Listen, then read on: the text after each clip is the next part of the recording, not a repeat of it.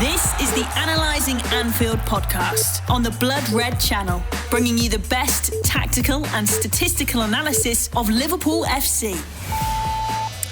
Hello everybody and welcome to this week's episode of Analysing Anfield, your tactics and analytics podcast, courtesy of the Blood Red channel.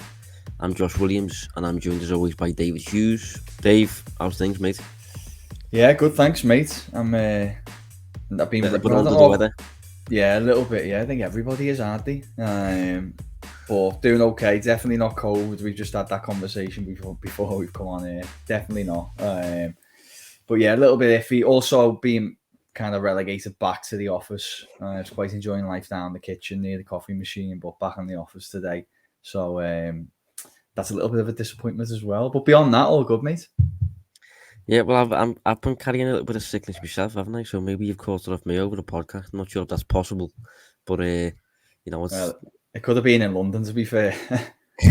True, yeah. Yeah. Speaking of London, that is we're going to speak about that a little bit first, because I've had a few messages, people who want to know a bit more and things. So we're going to get through that. We have to finish the Q&A from last week. We also have to speak about Watford and we have to speak about Atletico Madrid. So we've got a favour to get through this week, despite both of us being slightly under the weather. We're shouldering the workload still. But yeah, we'll start with London, mate. Obviously, we attended the StatsBomb conference and Liverpool's Ian Graham, who is the club's director of research and pretty much the man behind Liverpool's numbers, Liverpool's data analytics and things like that, gave a talk. Me and David attended with Paul Gorst, Liverpool Echo's correspondent, and it was interesting, wasn't it, Dave? Yeah, certainly. I have to say, I'm not just saying it because we're on this show, because this is the conversations I've had with yourself, with Gorsty, others since I've come back. I thought Ian Graham on the day was the best in terms of the talk that he gave, the most interesting. I'm not for any sort of complex reason, I just thought he delivered his talk really well. It was a good start to the day. They often tend to be, I say often, there's only been, I think, one before, certainly one previously that we've been to, but, they are always good days. But I thought he was really interesting. It was cool to see the likes of Michael Edwards there as well. At one point we found ourselves sitting directly behind them, didn't we? The whole team, which was kind of cool. But yeah, it was a good day, and as I said, there was a lot of insight gained from his talk in particular. Yeah, there was a fair few there. Victor Orta, who is Leeds United's sporting director, was there. The head of analytics at Leicester City was there. Head of sports science at Ajax was there. And as you said, we were sat for most of the day, I would say, directly behind Michael Edwards, to the extent that I could have put my hand on his shoulder and asked him who Liverpool was signing, but I opted against doing that. Yeah, it would have been a little bit weird, but... Julian Ward was there as well, who is rumoured to be replacing Edwards in the future. And yeah, I thought Graham's talk in particular was, maybe it's because I'm a Liverpool fan, but I found it very, very enticing, the things he said and stuff like that. And obviously every topic throughout the day had its own subject matter. And I found it really appropriate that Graham just opted to talk about what he quite clearly deemed to be the most important thing associated with a football club, with that being recruitment. He just spoke about recruitment from start to finish, how analytics can help that. And just a few little nuggets that I thought were interesting. He flagged, for example, why a player tends to fail. He said 50% of transfers fail, usually. Got up a little scatter graph of something like that, every transfer in the Premier League worth over 10 million for the past 5 years or so, when it was completely scattered all over the place to show success rate isn't really associated with transfer fee price and things like that. And some of the reasons behind why a player might fail at a club, he listed as, a current player is better than a new player. The player is not as good as first thought. The player doesn't fit the style of the team. Players played out of position. Manager doesn't rate the player. The player has fitness issues and the player has personal issues. All of those boxes can influence things. And obviously, what I found interesting at the time, Dave, was he said if you're 90% sure that a player has no fitness issues, and if you're 90% sure that a player has no personal issues, then across both of those boxes combined, you can only be 81% sure if you obviously multiply them together. And he said if you do that across all of those boxes that I've just listed, 90% sure across all of those boxes, you can only really be 48% sure that the player is going to be a success, really, which I thought was a strange way of putting it, really, but I did find it interesting when he said it. Yeah, you know, that stood out to me as well, and it reminded me of something to do with set pieces, which, you know, I'm sure they'll be aware of. But you know, talking about kind of short corners and passing sequences leading to a shot in a corner situation, and the reason I compared the two is because if you kind of think of a short pass having about a 90% success rate, or, you know, 90% chance of finding its target, then you do add another pass with a similar success rate within the sequence. Suddenly, it brings down the chance of that pass reaching its target another 10%, and then if you put another pass on there, it becomes less. And suddenly, what you find is you end up kind of creating these situations where the best way I can describe it is, as he's talked about, minimizing or reducing your prospects of success because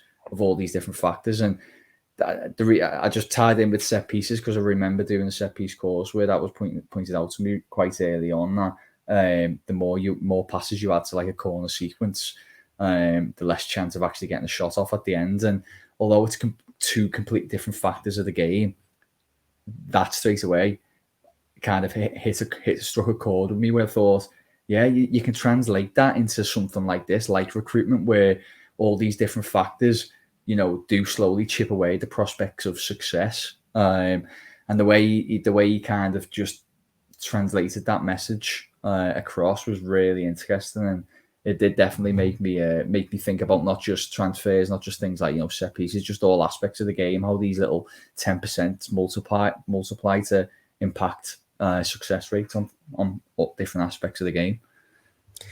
Yeah, I mean, there was a part when he was flagging players, and he was kind of highlighting how each player can influence a team, but strictly in terms of a points total, rather than else just talking about a points total and your goal difference specifically. That's kind of a good way of how to view a player's impact.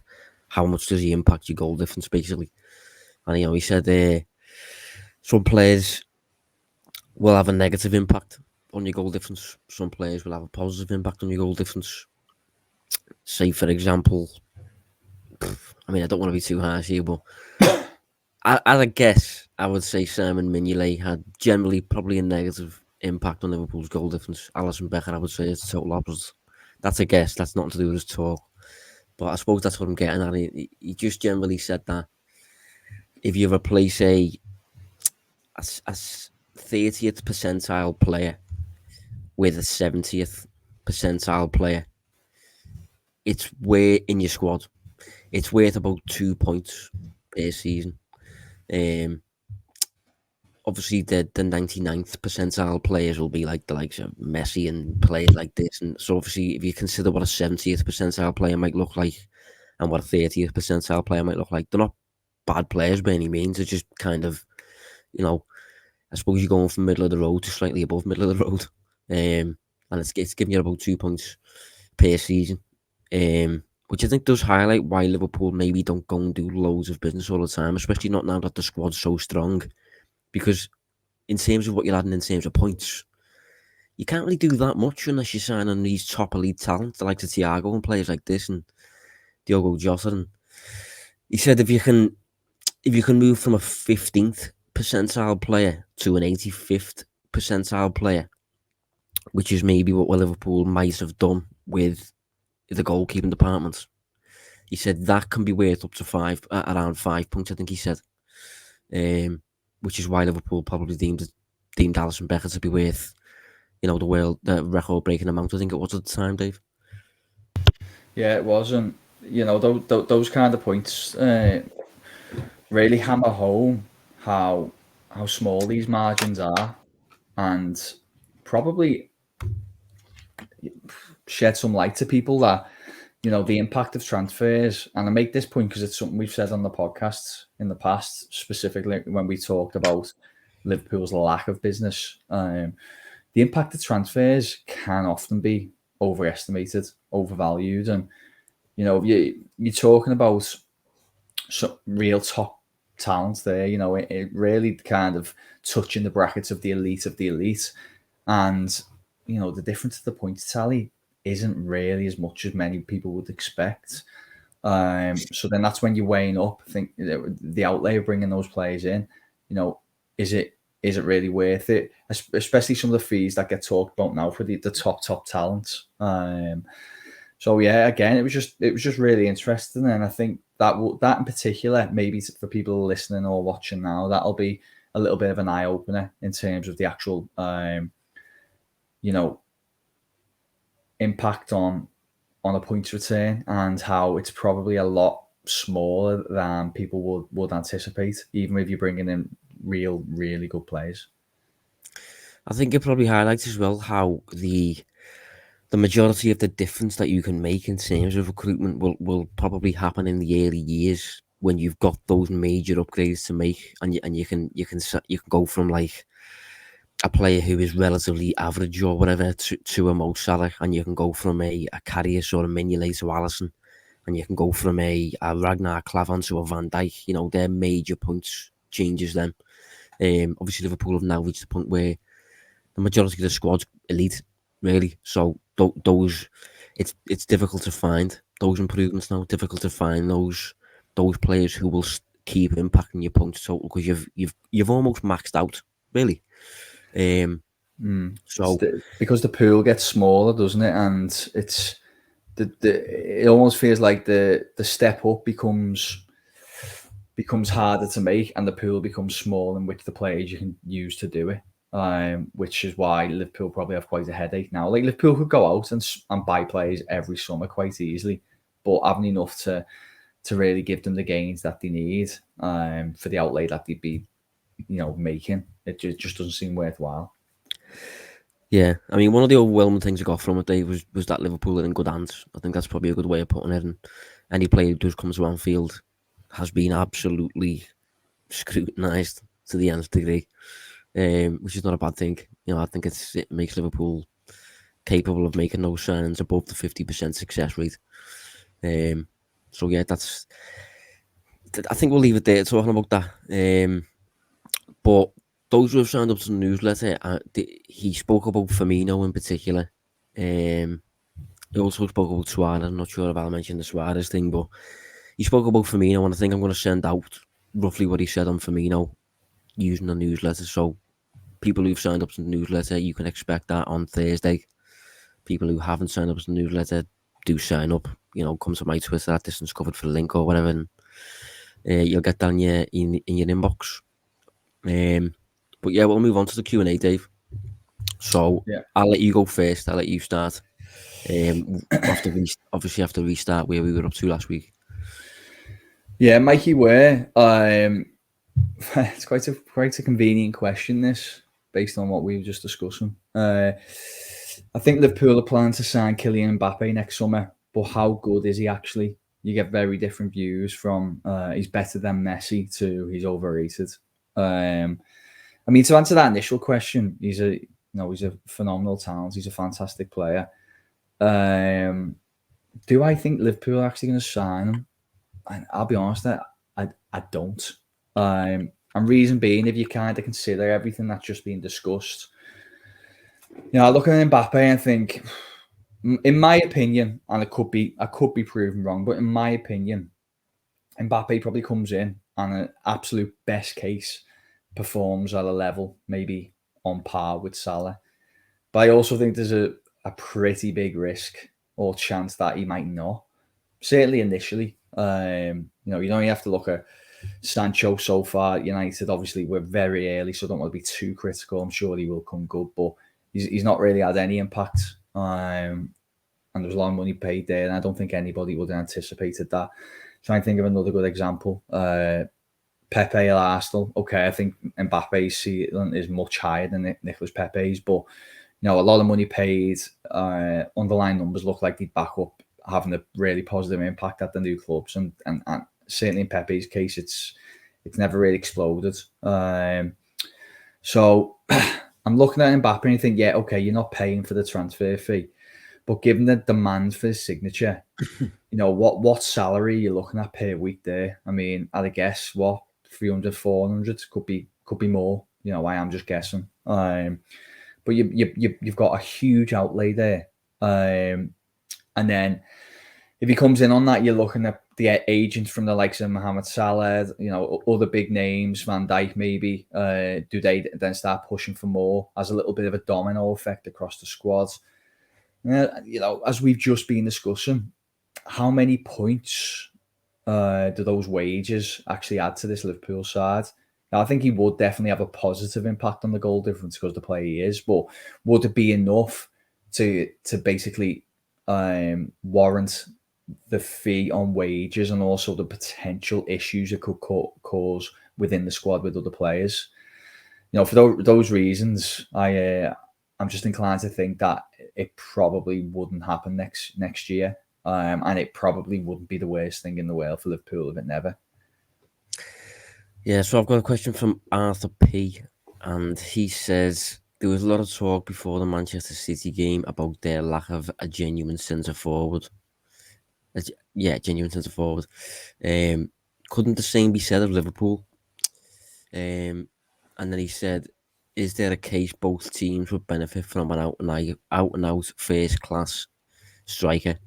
I'm thinking a Kane or a Haaland. Yeah, I think that's a good point. I think Liverpool have operated for quite a few years now without an actual striker, and I don't think Liverpool have encountered many issues really, because I think the system is kind of shaped specifically for forward type players, wide forwards to get goals, and the forwards that Liverpool have signed, they're not kind of like. I mean, they are obviously, but they're not creative forwards, are they? They're not creators. They're very much the scoring type of forwards. So Liverpool have never really struggled for goals. And I think if you look at Liverpool and look at City, I think out of those two, I would suggest City a lot more need a fixed striker than Liverpool do. But having said that, I do think Liverpool are moving towards a period where obviously Firmino's getting on and stuff, and I wouldn't put it past Liverpool to make that move to finally sign the first striker under Klopp, 6 years after he's arrived. But I've got another question in a minute where I can maybe go into a little bit more detail on that, so I'll leave that one there. But yeah, I think I have to make some good points there. Question from Steve Roberts. If anyone wonders, by the way, I'm just trying not to cough over Josh when I'm when he's speaking, so I've been turning my mic off. But my trick is now being exposed. It wouldn't be a normal show, would it, if one of us left to ourselves on mute at least one time? I mean, it's such a 2021 kind of issue, isn't it? Everyone's used to it now. Anyway, we could cut it out, but let's just leave it in. Steve Roberts, why have we persisted with recruiting expensive sick notes such as Keita, Thiago, Oxlade-Chamberlain, Matip, and to a lesser extent, Jota and Konate? I think to be honest, Steve, I think it's funny that you say to a lesser extent Konate, because probably there's a case to be made out of the names that you mentioned there. He's the one who has the kind of more reasonable or more arguable case to have a bad injury record, because look, if you look at Keita before he came, he didn't really have this profile being a player that consistently seemed to break down. He was, if I remember correctly, I haven't looked in a while, but he was certainly in around 30 appearances per season when he was at Salzburg and then Leipzig. Thiago has been a little hit and miss, fair enough. Oxlade-Chamberlain, I don't think he had a huge injury problem before he came. Certainly, I can't remember him having major issues. Matip, okay. Same as Jota. I think what's happened is it's a bit of a mixed bag here. First and foremost, we're looking at about 5 or 6 players over a 3 or 4 year spell, and Liverpool kind of recruited a fair few names in that time. So I'd say we're kind of picking out the worst examples there to fit the narrative a little bit. Keita, Keita's just a very strange one. I don't know what's happening with that. Thiago, Oxlade-Chamberlain. You look at Oxlade-Chamberlain, you think, he's never really been the same since he suffered. Really, was it one knee injury or 2 he had, Josh? I think it's been 2 in his career. I mean, that's that. If you remove them, which are just pure bad luck, it hasn't been too bad, because what's happened is obviously over that time he's been out of a squad that's kind of come through together and become really successful. I think he's just found it hard to find a regular place and run back in the team. Matip's Matip. But the same thing happened with Jota. I know he's had a couple of injuries in there, but he again kind of picked up one long-term injury that I think kind of, I don't want to say recency bias, but just makes you maybe think it's a little bit worse than it is with him. Konate remains to be seen. We don't know yet. But Liverpool probably assess it and think 1 or 2 other big clubs may not go for these players, and they could prove to be quite successful. And they obviously do their own analysis behind the scenes and deem the risk worth the outlay. So I guess that answers your question, Steve. I think they'll look at it and they'll weigh up the probabilities of these signings being successful, and clearly they've considered each player worthy of a transfer. Whether they've always got it right, I guess you can make a fair argument one way or the other with that, but hopefully that answers your question, Steve. So I've got a question from Devon, no surname included here, and it's very analytical. It's just the whole of Devon that sent us in a question. Well, if they are, to be fair, it's a very analytical question, so fair play to Devon. It says, how does Trent's expected threat numbers look compared to others around Europe in the league this season? So, yeah, bringing expected threat onto the show there. So, I'm not, in terms of this sort of thing, there's various models that look at expected threat type stuff. Like, for the uninitiated who are listening, obviously expected goals focuses on shots. That's all expected goals understands. Shots. Expected assists, the person assisting the shot will get credited and stuff. But then everything else on the pitch, all of the ball movements on the pitch, deeper areas and stuff won't get credited. It's just like that doesn't happen. So there's more and more models in the modern day coming out to do with just expected threat, basically, like all over the pitch, any movement on the pitch. So if you think of, say, for example, when Trent switches to play from one side of the pitch to the other, what does that add in terms of a numerical value towards Liverpool's probabilities of scoring type stuff? So I always side with StatsBomb data. I think it's probably the best. And they've recently started sharing about their model, which is called OBV. That stands for on ball value. And he released an article fairly recently for the Premier League so far. For the best players in the league last season, this was for on-ball value per 90. And the best in the league by some distance was Jack Grealish, followed by Kevin De Bruyne, followed by Trent Alexander-Arnold. So Trent ranked 3rd last season for on-ball value, expected threat type stuff. 4th, James Rodriguez, Dave. And 5th, Mohamed Salah. So yeah, it's that sort of thing. I suppose Trent will always rank highly in those metrics, in my opinion, because of his role at Liverpool, his license to take risks and impact the match, and obviously we know he's an incredibly good passer of the ball. So yeah, Trent's numbers in those departments will always rank really highly. And if you look at StatsBomb numbers based on last season, that's certainly the case. Was that per 90 or was it collective? Per 90, yeah. Yeah. For players who played at least 1,200 minutes. Cool. Ryan Moss asked my question. Where do you both see Salah's ceiling as a player? He seems like he's turning into both a goal scorer and an assister.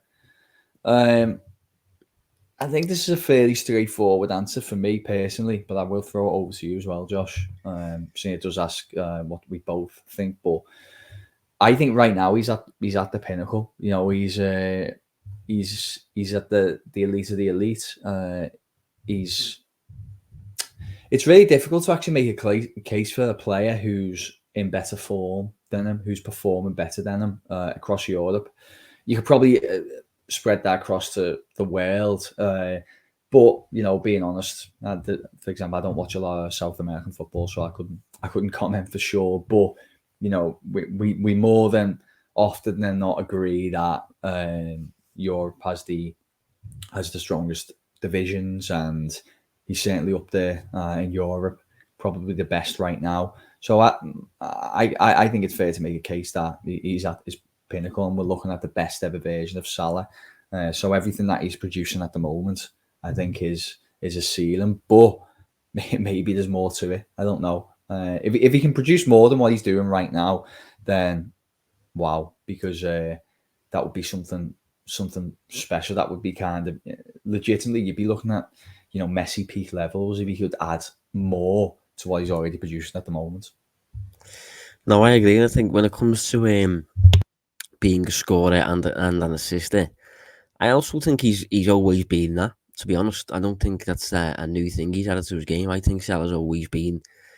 I mean, I know there's a tag attached to him that he's greedy and things, but you know, since he's been at Liverpool, he assists, I'm pretty sure, more often than Sadio Mane does. And I think more often than Roberto Firmino does, even though Firmino has that tag of the assister, the provider type thing. And funny enough, if you look at Jota, for example, one thing I realised the other day, Dave, is since Jota came to Liverpool in the Premier League, he hasn't actually registered an assist yet. He's just been scoring goals, just goals. And if you look at Salah, I don't think it's a new development that Salah's becoming a scorer and an assister. I think he's always been incredibly creative while also putting the ball in the net very, very often. So, yeah, top player. So I've got a question from Ochiore Chujo. Apologies if I've butchered that, mate. He says he's embarrassed because not long ago he was saying sell Salah to buy Haaland and things like this. He said, but he feels like Salah's basically improved at the minute. Can you see if it's true whether his retention is better than ever before? He seems like he never gives the ball away and things. He believes he's taken it up to a new level. So, yeah, if you look at Salah's numbers, just in terms of ball retention, like he asks, there's no dramatic change. Salah kept the ball more often last season than he is this season. And in his first 3 seasons at Anfield, he gave the ball away. Well, he kept the ball roughly 74% of the time. So far this season, he's keeping the ball 77% of the time. Not too much, you know. What I will say is there has been a pretty decent boost. Well, I mean, it's early days. This can still be impacted and things, but in terms of providing shots for others, and in terms of making passes into the box, and in terms of progressing the ball from A to B, moving the ball forward, Salah's posting better numbers than any of his previous seasons at Liverpool. But again, it is early. It feels too early for me to be saying things like that. But I think it just captures how his level of performance is just it just seems really, really good at the minute, and it's hard to pinpoint exactly why. I think is sometimes finishing can impact your opinion of a player. I think certainly his first season at Liverpool, his finishing massively impacted the perception of him, and he overperformed by about 10 goals against expected goals. This season, I don't think his overperformance finishing wise is that dramatic, but I just think his all round game, he's just contributing a lot. His first touch seems really sharp. he had a full pre-season, so he's playing 90 minutes every week. And I think for me, he looks like he's tracking back a bit more. He's probably not, but I've seen him fill in a few times as a right back. And maybe it's to do with Liverpool's new little triangle thing that he seems to be forming on the right side of the pitch this season.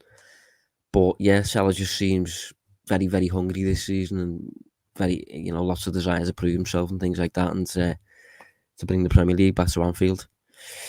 So yeah, again, top player.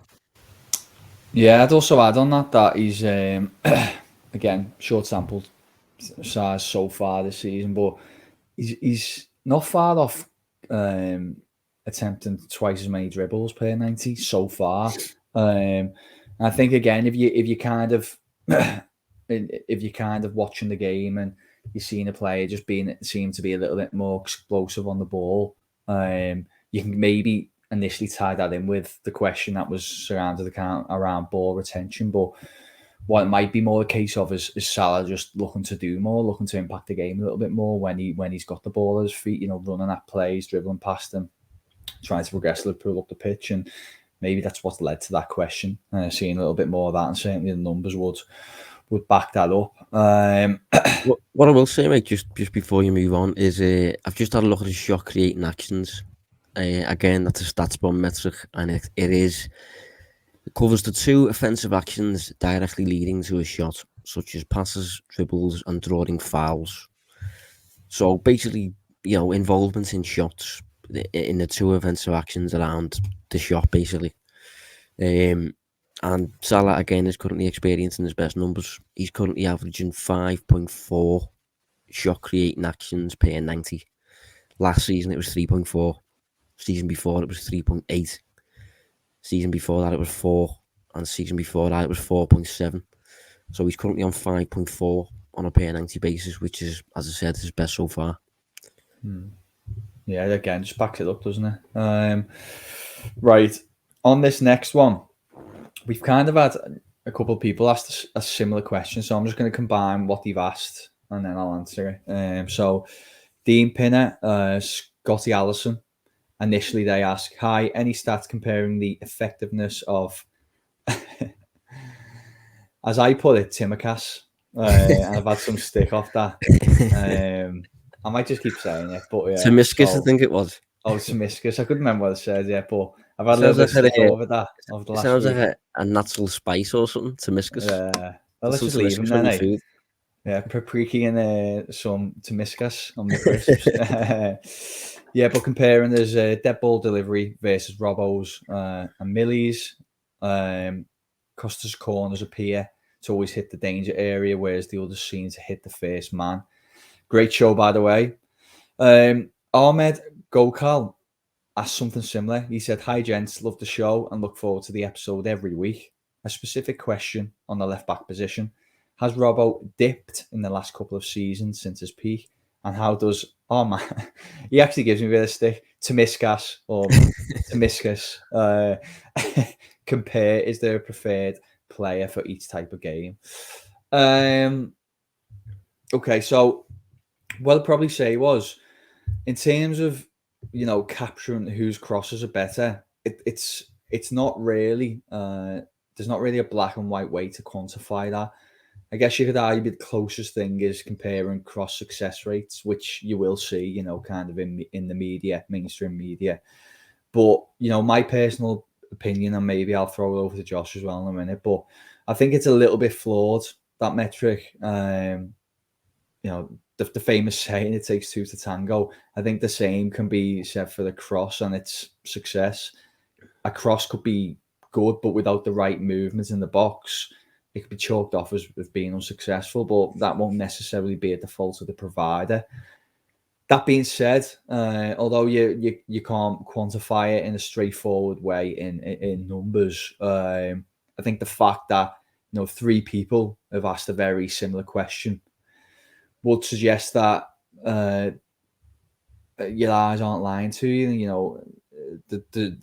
You don't just rely on numbers alone. You rely on what you're seeing. You try and combine the two, and for people to be saying that. I'm pretty sure we even spoke about it 2 weeks ago, the differences in the crossing. There could be something in it. I wouldn't just make sweeping assumptions on this season alone. I think combined, both players have attempted about 20 odd crosses. So it's still very early days. But yeah, what we're maybe seeing is maybe he's a little bit stronger than Robertson is in this particular area, or he has been so far this season. It's one of his strongest traits, and maybe something he has over Robertson, which was quite rare because obviously he's a top player. Well, certainly a top wing back anyway, Robertson. Yeah, so I've got a question from John Yeomans. He asks, and we get this one fairly often, I'd say. Basically, can you compare past players like Rush, Owen and Fowler to current players like Salah and the likes of Hansen and Van Dijk and things like that? So the simple answer is no, not really, because when those players were around, football numbers were very, very basic.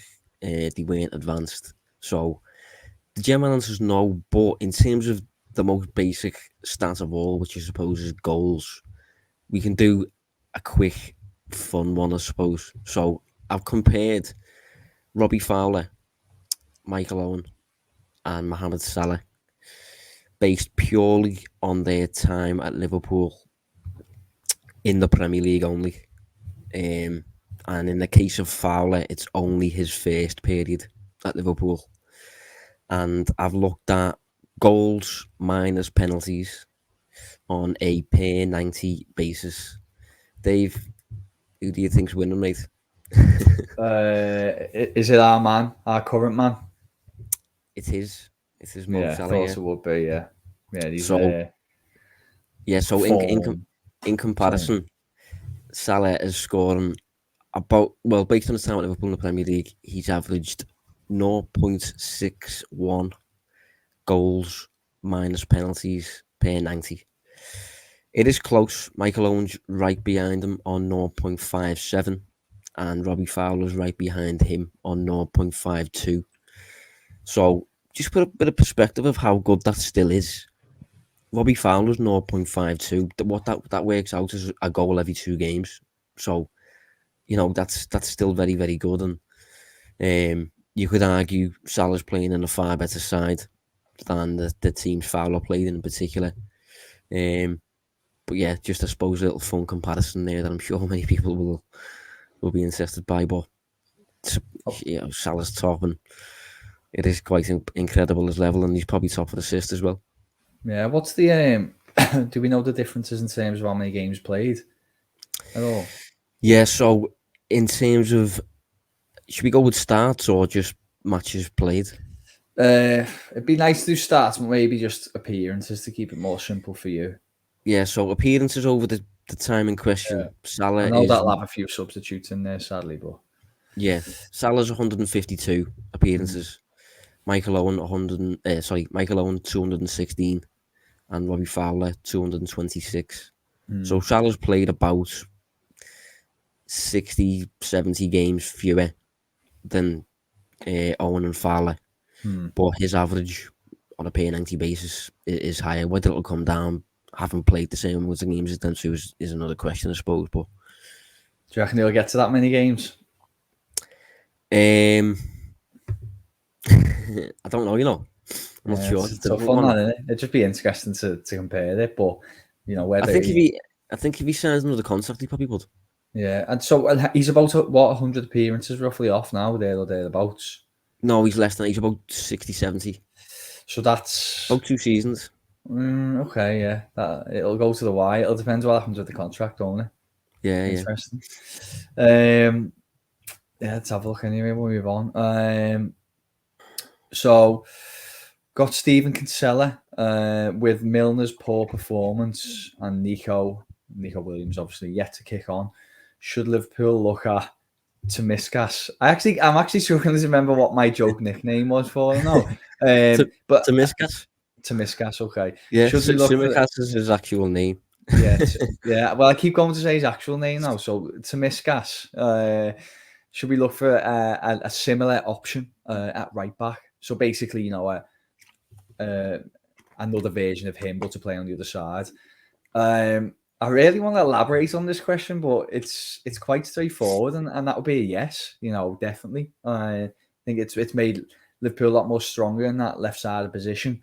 I guess the only issue is, and maybe touch on this a little bit more on another question coming up, is I feel like in the modern game, although you can't find players as good as Robertson, I think it's easier to find a profile equivalent to Robertson's, whereas Trent is quite unique in that area. I'd actually struggle to name many players like Trent at all anywhere in Europe at the moment. So how do you find that kind of replacement? It's hard. But if you can find someone similar level, then without a doubt, get them in. Yeah, I've actually got a similar question from Jason Drake, and he asks, who would I get basically as a deputy for Trent? And I think it's just elaborating on what you've just said there. Without me going into real detail, which I would like to do at some point, it is difficult to do, just in terms of a basic answer, because he is very unique, and if you've got a player who can do that from right back, he's probably not going to be willing to sit on the bench, unless you get him from quite an obscure area like Liverpool did with Tsimikas by getting him from Greece. Liverpool could maybe look in some like Austrian league and things like this. But if you look at just general statistical profiling, again using FBref.com, the most comparable fullbacks, to Trent statistically are either old or left backs. A lot of them are left backs. Like Angelino's in there, Jordi Alba's in there, Andy Robertson is in there, Rafa Guerrero at Dortmund is in there, Spinazzola, who we obviously saw at the Euros, is in there, but like they're all left backs. Juan Cuadrado was in there, who was at Chelsea a few years ago, and there's a fella called Jonathan Klaus, who is at Lens, but I think is 29 years old. So there's just generally very few who compare. The biggest comparison, the best link, apparently according to FBref, is a lad who's at Inter Milan called Federico Di Marco. I'm not personally that aware of him, I'll be honest, but apparently he plays a little bit in midfield and he's left-footed, so he must play at left back when he does play at left back. When he does play as a full back. So yeah, that's one that I'd like to go into detail with. I'd like to do a full-on study on a few leagues and come out with my own little answer, like Tsimikas, I suppose. But it's probably going to take too long to do on this episode. Yeah, this conversation just reminded me of something that we didn't mention when we were talking about the StatsBomb conference. When Graham was talking about the league comparisons and how they kind of weight it, for divisions like the Greek league, and talked about it actually being a lot easier than maybe we would have anticipated, just using European competition, and how Greek teams tend to perform against, say, English sides, and doing it that way, which was really interesting. But just staying on the kind of whole Trent subject, Suhail Sidat, I hope I pronounced that right, mate. He said, what are your thoughts on Ox being the substitute to Trent at right back? This is another thing that kind of heard a little bit. I can't remember where this come from. I don't know if there was an article in The Athletic. I think got a little bit of traction. Maybe even Carragher might have talked about it. Again, if we were talking about the other side, you go, okay, yeah, he's got good pace. He's got really good stamina. He's good on the ball. He's had experience being in kind of wide areas and crossing areas. I think he played there a little bit with Arsenal as well. So I guess it does kind of make some sense. But again, he just doesn't replicate that profile Trent has. But then neither does Milner, does he? And he's played there. So maybe it's something that you do try and just accept that you're going to have to adjust the setup a little bit, and you're not going to get that same penetration. You maybe have a more traditional wing back kind of performance from him, but it could be an option, yeah. So I've got a question here from Runar Klevan, which might be Ragnar Klavan, and he spells his name wrong. But he's got a question. He says, which player who is realistic for Liverpool to pick up do you think is closest to filling the role of Bobby based on numbers and stats. This ties back in with what I said earlier about the question about a striker and things like that at Liverpool, and just because of Firmino's uniqueness type thing, I'm not sure Liverpool will chase a like-for-like replacement for Firmino, because I think he's unique, as I said, and he doesn't actually score that often and things. So Liverpool could potentially look for a player who's going to deliver a bit more in terms of goals. Obviously, we know that's not technically a responsibility for Firmino, and Klopp said in the past that you need a team is almost like an orchestra, and you need players to play different instruments, basically. But I'm not sure Liverpool will look for another Firmino. Statistically, again, using the same method I've just mentioned before for Trent, apparently, according to the past year, the most statistically comparable player to Firmino in Europe's top 5 leagues is Antoine Griezmann, which I can see, to be honest. Second is Gabriel Jesus, funnily enough, who is it's not gonna happen. But there's a lad in there from Nice called Amin Ghouri. He used to be at Lyon, came through at Lyon, very, very young he is.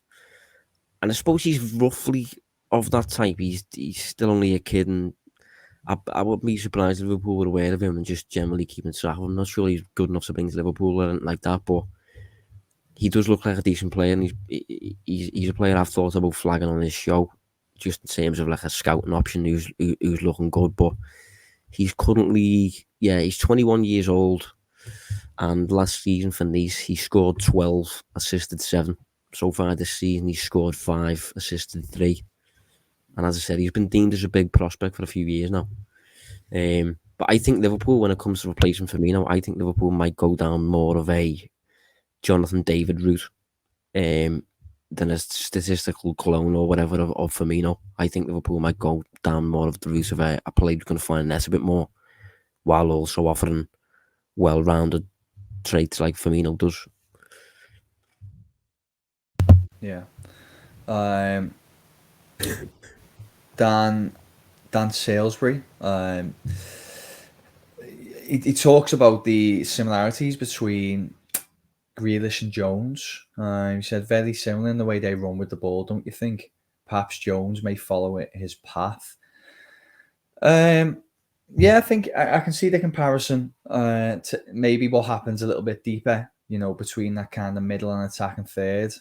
Both obviously at different stages of the career. Grealish is more developed and polished, but he's got, both have got really good technical ability, able to evade pressure. I would probably argue that Grealish is better dribbling through, defences and getting himself into the penalty area.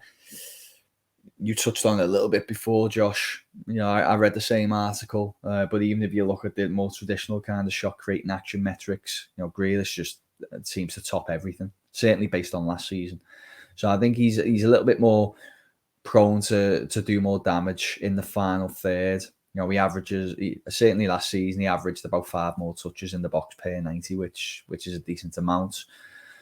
But that being said, on the right path, I don't probably think Jones's ceiling is as high, but in terms of a profile, I think the similarities, and he could well go on to be a version of a Grealish in the not so distant future. Hey, 1-1, mate.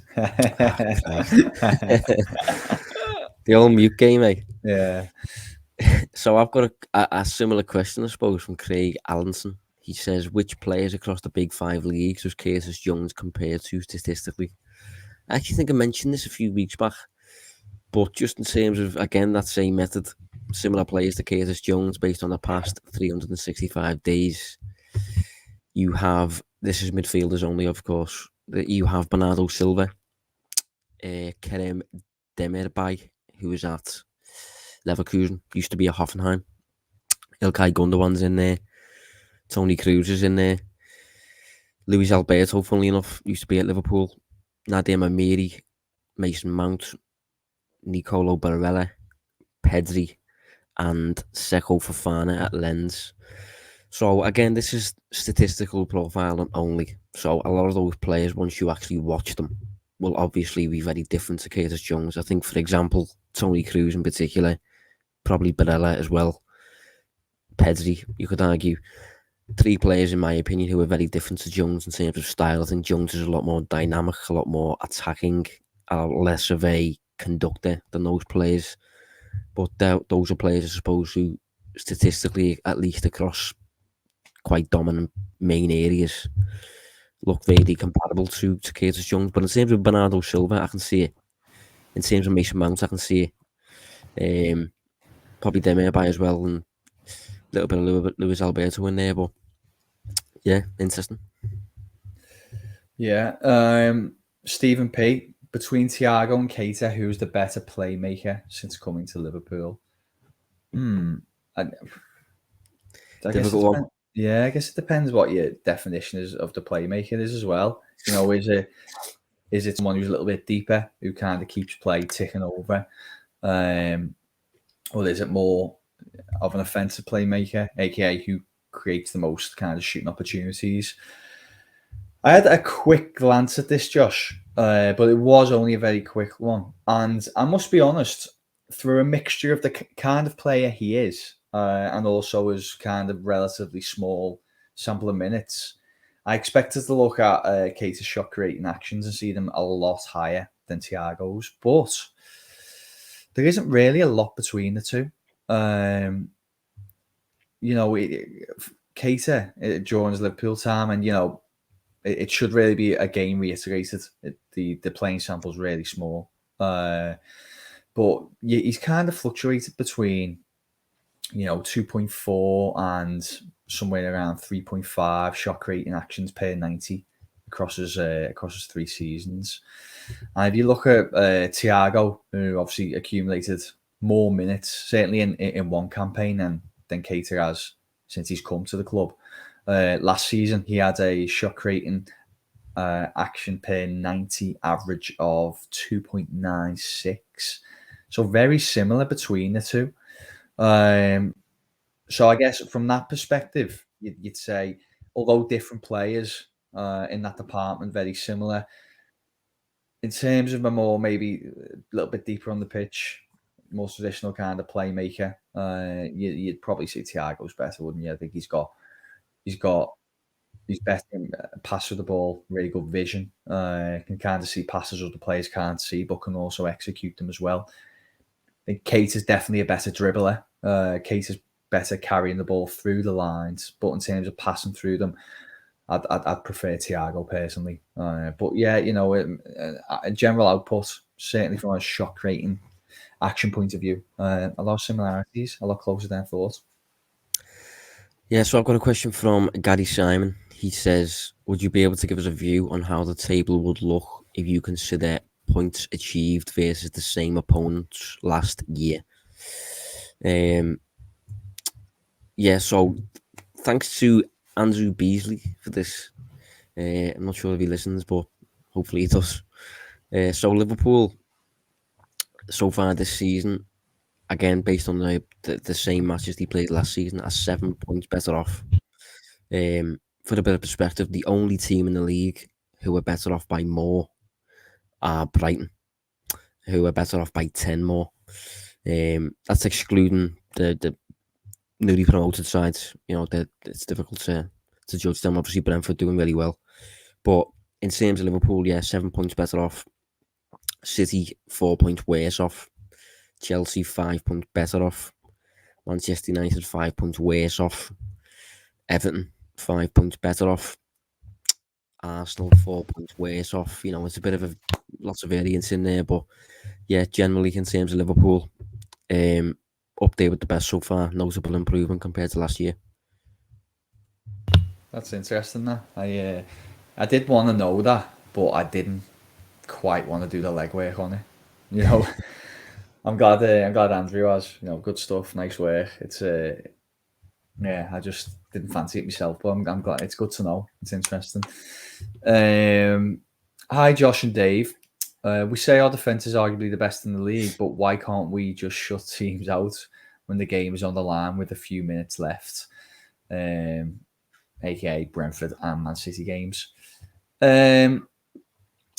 it probably wouldn't be unfair to say maybe there's a little bit of recency bias there. We're early into the season, and I think they're the only two examples. And, if you kind of look, Liverpool scored first in 5 of their 7 games so far. They haven't lost any of them, obviously, because they haven't lost all season, but they won 4, drew 1, which was the City game.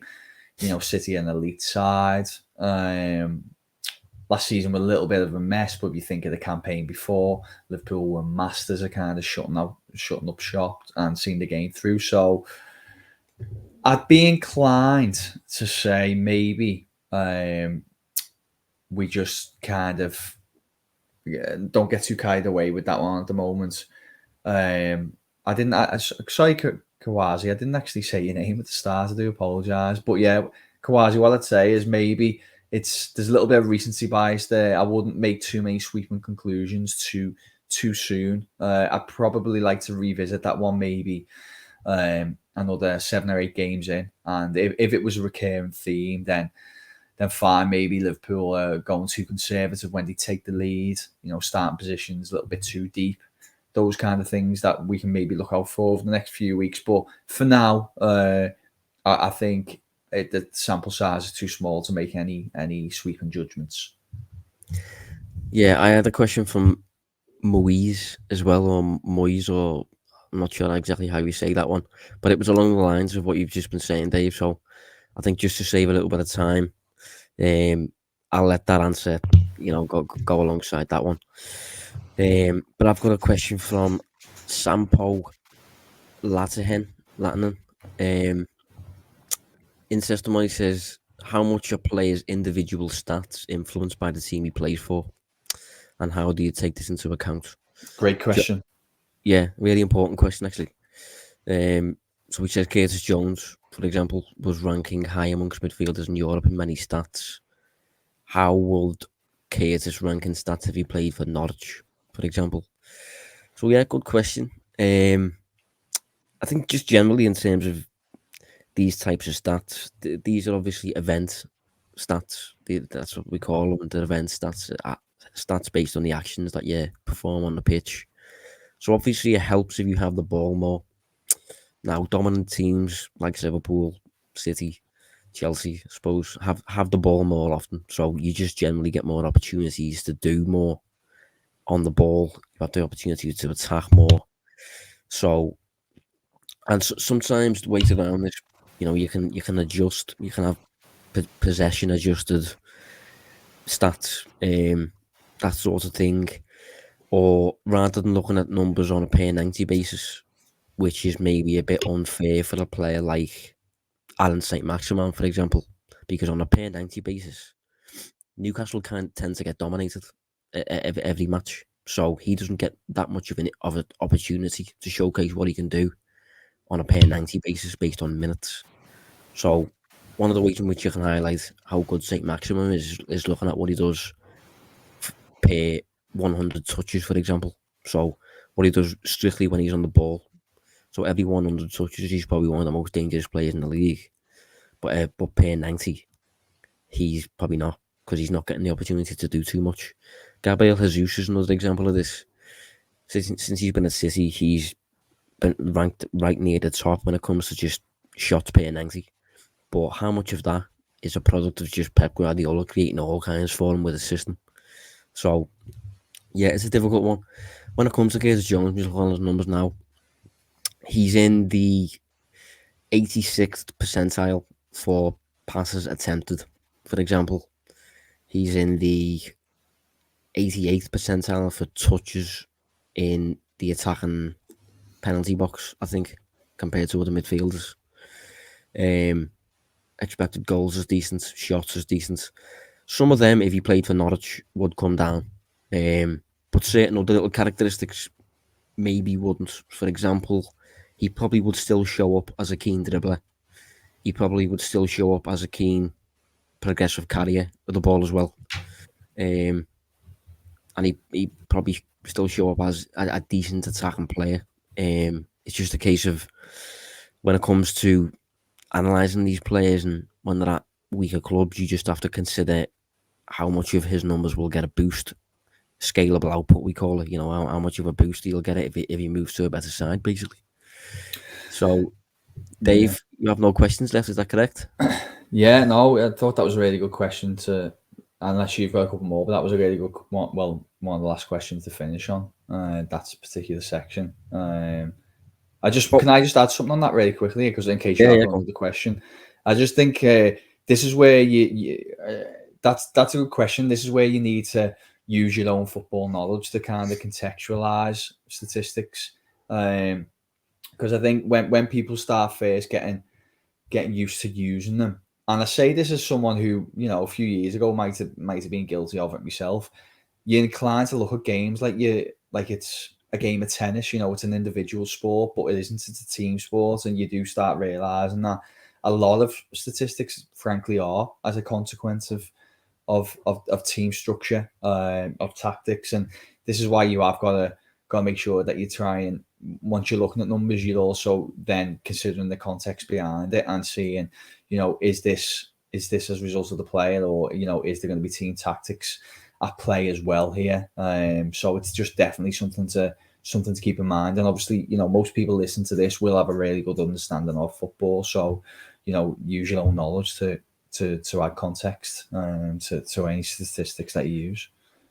Yeah. So final question, I've got one from Al J, and he just says, "Can you alleviate my concern, Ari, the lack of cover for Salah and Mane leaving in January for the African Cup Nations?" So yeah, this is going to be a difficult one. I haven't really thought about it too much, but now that it's getting closer, obviously it is a concern. I think there's a possibility that Klopp might change formation for this, because obviously the formation really is based on it's for the players, it's for whatever players you've got available. So if he loses his two best attackers, you have to adjust accordingly, really. And I think maybe now that he's got 4 top quality centre backs, Tsimikas is playing a bit more of a role. Robertson's obviously there. Trent is going to be there. I think there's potential that he might move towards a back three. I doubt it, but I'm just throwing out there's a possibility given the centre backs we've now got. Trent and Robbo would then basically have even more attacking licence than they usually would to basically offer to compensate what's lost with Salah and Mane off the pitch. And I suppose you could maybe have a 5-3-2 type system with a front two of Jota and Firmino, maybe. Trent and Robertson as wing backs and stuff, but or a 4-4-2 again with mind you, we don't think we'll have the wide players ready to do that. If Jota was to play it up front with Firmino, I'm not sure he'd play on the flanks. But yeah, it's a difficult one, but it's one that Klopp might have to tackle by just changing his formation, basically. So yeah, we'll leave the Q&A there, but we're already over the hour. So, and we haven't even touched on the preview in the game. So, I think very, very quickly, mate. I mean, we'll maybe add an extra 10 minutes max. But what are your thoughts on Watford? Yeah, I'll keep it fairly brief. But this is based on how they performed so far this season, this is a fairly nice fixture to have to come back from the international break from. They've only won 2 games, haven't they? They've lost 4, and underlying numbers so far, again, small sample size, but do kind of paint them as one of the lesser sides in the league. They just sacked the manager. The only thing I would be a little bit cautious of, Josh, is the new manager bounce. The infamous new manager bounce. Are they going to benefit from that? I think it's always a risk when you play a team who've got a new manager. But which way will it go? Will there be a bit of a feel factor? Will those players have an extra 10-20% in the locker? That would be a concern for me going into this game. But certainly 11v11 performances so far this season, Liverpool should be confident. Yeah, I mean, we know what Claudio Ranieri is generally like. Past few weeks, Watford have not looked very good at all to me in terms of without the ball in particular. I was looking forward to Liverpool playing them, actually, but I think now I'd expect Ranieri to address that a little bit. They've been playing with a back 4 all season, I'd expect that to continue, but maybe given Liverpool in town and Ranieri's in charge, maybe they'll switch to a back five. Ismail Assar is obviously a player that Liverpool have to look out for. Last time, well, maybe not last time. Yeah, I think last time Liverpool were there, we famously lost 3-0 after a 27 game win streak or whatever, or unbeaten streak in the Premier League, the year that we ended up winning it. So yeah, we've got, I suppose, bad memories there that we need to tackle. But in terms of Watford, they are just roughly what you'd expect. They're not outstandingly bad across any area in terms of numbers. Mind you, in terms of shots, they are second bottom. But outstandingly bad. Well, they've taken the same amount of shots as Brentford, though, and we know what happened against Brentford.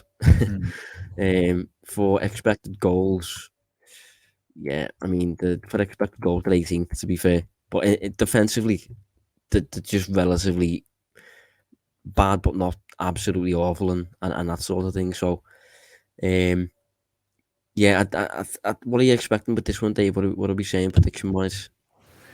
This would have been so much easier if we did this, like 2 weeks ago.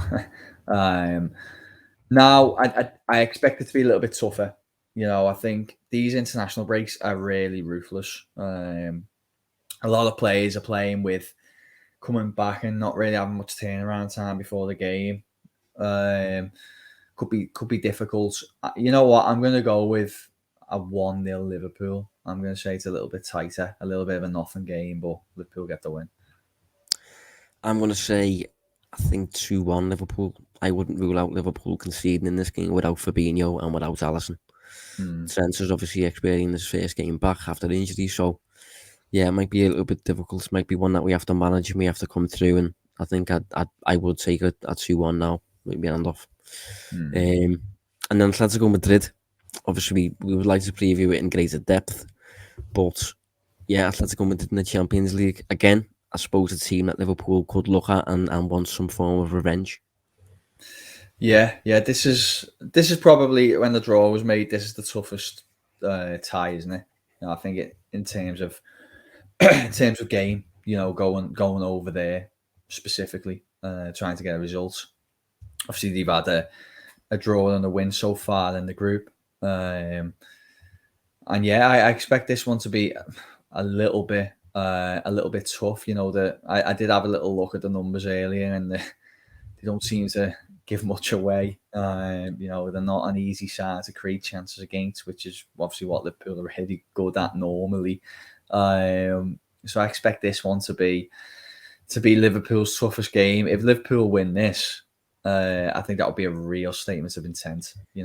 We talked about them maybe being up there for Premier League, Champions League. Premier League, you think they're going to battle, but you're going to battle anyway, sorry. But certainly if they can go and win this, then that's a statement of intent for the Champions League for sure. Yeah, Atletico Madrid don't tend to be that great in the groups for some reason. I think that they're a more difficult team to get in the knockout stages. But having said that, they are still not a nice team for Liverpool to face. And if you look at their side, as mentioned this earlier to you, Dave, but I didn't actually go into detail. I've saved it for now. If you look at their team, obviously we know they're coached by Diego Simeone, so they are incredibly disciplined. You could throw the word defensive in there and stuff, but if you look at their regular starting lineup, it's incredibly attacking, like in terms of personnel. Like they've got a front two, put it this way, their most recent game, or a recent game against Barcelona, front two of Luis Suarez and João Felix. Midfield three of Thomas Lemar, Koke, and Rodrigo de Paul, who they got from Udinese, who's very attacking. And then a back five of Yannick Carrasco, who was a forward, Marcos Llorente, who was a midfielder, Stefan Savic, Jose Jimenez, and Mario Hermoso. But in terms of the personnel in that team, it feels like he's fielding loads of forwards, but in a very defensive system that you don't suffer as a result of how good the defensive system is, if you know what I mean. So they're really good defensively, really hard to break down, but they have the individual flair to cause you real issues.